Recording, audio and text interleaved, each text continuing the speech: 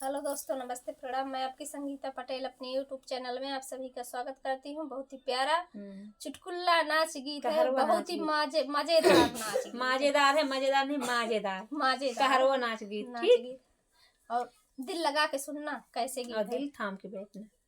प्यारे बहनों, प्यारे भाइयों, धीरे से बताना, कोई सुने ना आपसे, बस ठीक।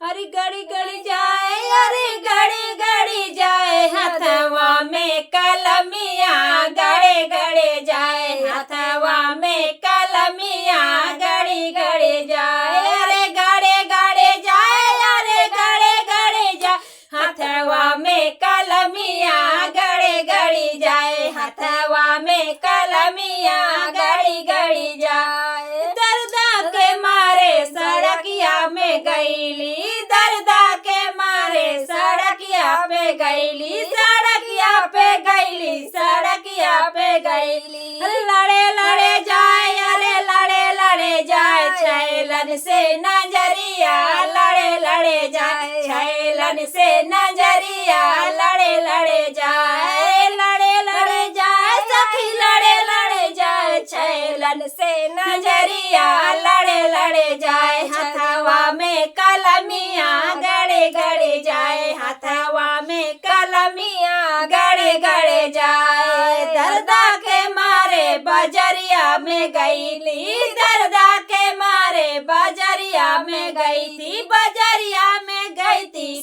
बजरिया में गई थी, बजरिया में गई थी, बजरिया में गई थी।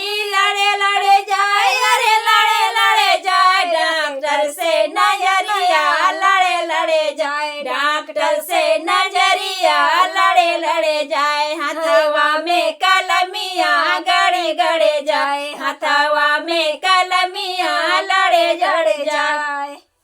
दर्दा के मारे मैं महला गई थी, दर्दा के मारे मैं महला गई थी, महला गई थी, सखी महला गई थी, दर्दा के मारे मैं महला गई।